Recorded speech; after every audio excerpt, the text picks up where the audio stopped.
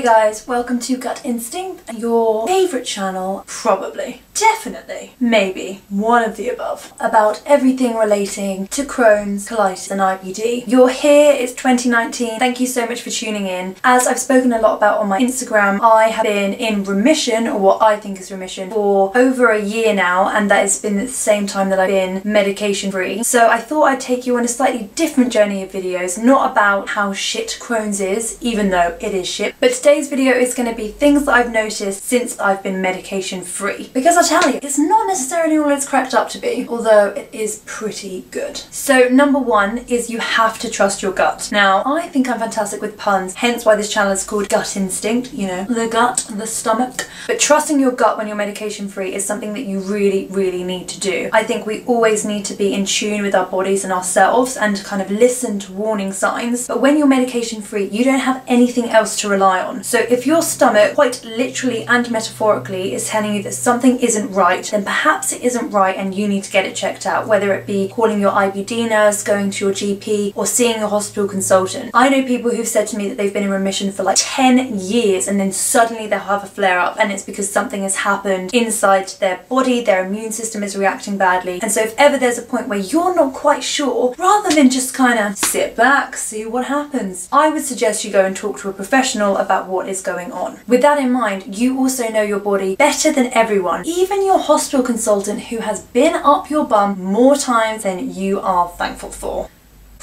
I did not think 3 years ago that I would ever be saying that on camera to put on the internet. But you know your body. It's your body. You've had it for however many years, and especially when dealing with IBD, you get to know it pretty well. So what your triggers are, what your warning signs are. Even if sometimes it feels like you cannot work out what is going on, it's your body and you will know if something is right or wrong. So that goes for following fad diets, random advice. You know what's right for you. And hey, look, do trial and error. Do whatever you want to do to explore and experiment. Just do it safely, and also use your common sense. If you know that you are allergic to fish and someone tells you that having a pescatarian diet will fix your Crohn's, perhaps don't eat the fish, because that is not going to end well. It's a very extreme example, but I'm just trying to give you some context. Listen to your body, take on board other comments and advice, but ultimately trust your own gut instinct and work out what works for you. Number two, and I did not think I would ever say this, but fitness is your friend. Now, anyone who's ever been to school with me or seen me run, basically ever heard me talk about exercise, know that it is not my thing. I just was not born that way. Baby, I was born this way. No, I was not. I've never been like a gym freak. I've never loved the thrill of exercising, which is strange because apparently Aries are very active and sporty. Yeah, love it. That's not me. However, what I have learned kind of the hard way is that exercise is really good for you. In 2019, with hashtag wellness, hashtag fitness, who knew that exercise was good for you? But it is. When I first got Crohn's, I could not exercise for my life. One, because I was super unfit, but two, my Crohn's was so aggravated by any kind of strenuous activity that I remember I timed it once. I joined a gym and I could only run on the treadmill for 18 seconds before I would need to run and go to the toilet again. Any kind of physical activity or like intense movement on my body would just make me shit. What I soon learnt is that maybe cardio was not best when I was having a flare-up. But if you can't do cardio exercise or something like high intensity training, there are many more gentle exercises that you can do which will help make you feel good about yourself and also build up your body to be stronger. For example, yoga, Pilates, swimming, any kind of low impact sport that doesn't aggravate your gut will ultimately do the world of good. Mainly also because doing exercise releases endorphins which make you feel better, and that is also how fitness is good for your Crohn's, partly as a mental thing as well. To be able to get out of bed and leave the house and do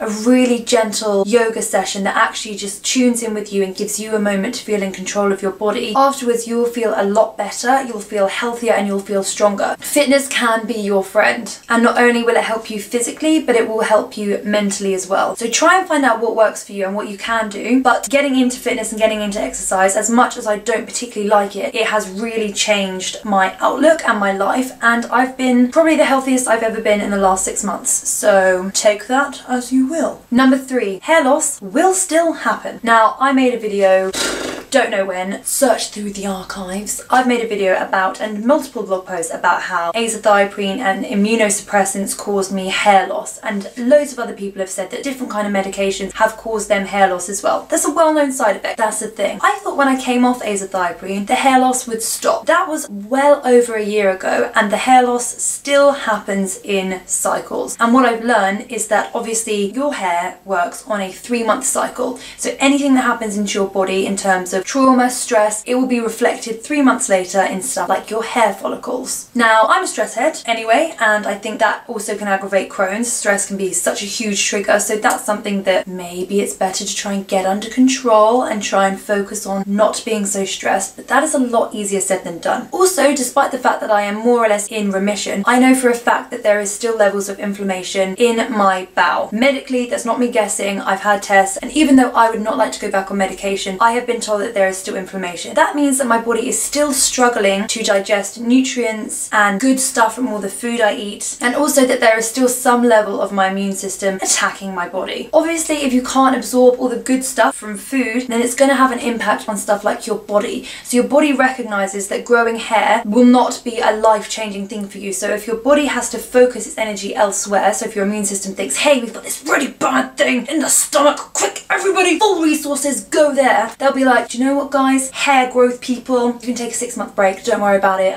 you might not get paid, but we will reimburse you in later life. Said nobody ever. So basically, your hair growing follicles, take a break, because your body is saying that there's something elsewhere that needs more attention. Now, from like a vain aesthetic point of view, I would argue that that's not necessarily where all my attention of my body should be focused, but I appreciate the thought and the gesture that it's really trying to do something that matters. Basically what this point is that hair loss can still happen, medication or no medication, if you've got IBD. Also, if you're watching this video and you don't have IBD but just think that I am hilarious and cute, you're correct.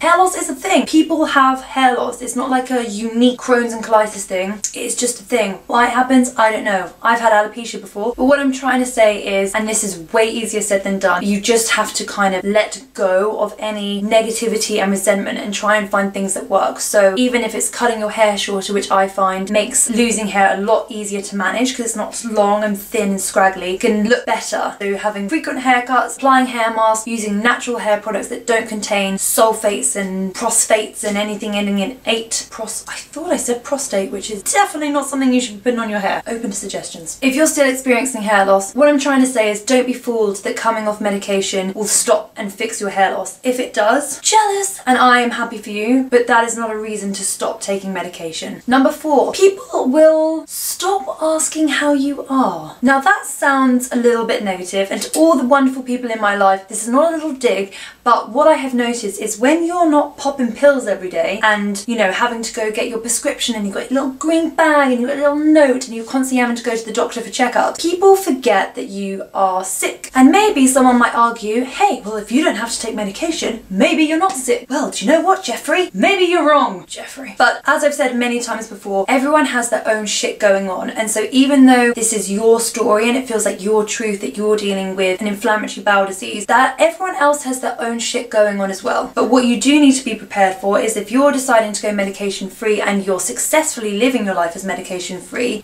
people start to think that that means that you are better, fixed. Don't know why I have a pen. So I think what's important is that you still keep that dialogue open as much as you want to. Perhaps if you've decided to go medication free, it's because you want to close down that narrative of being the girl with Crohn's. But you need to take responsibility for your body and what's going on. You can't ignore the fact that you have a chronic illness that may still be very much active in your body. But what you can do is enjoy the fact that you might be able to have a normal life in whatever you think was normal again, because you're not relying on taking medication, having to go for the blood test. And so there is part of that which is quite liberating, but there's other parts of that that mean that you need to take a lot more responsibility for how you talk about your illness and about how you address that with other people. I've had people message me saying, oh, I went medication free and it felt like people forgot about my disease, as if it was like a thing of the past and your last tablet means, yep, we're done now, we're fixed. I don't know a cure for Crohn's, so I think if you have it, you have it. I know that there's things that you can do to reduce it, to make it completely in remission, that you can live a very healthy life without medication. So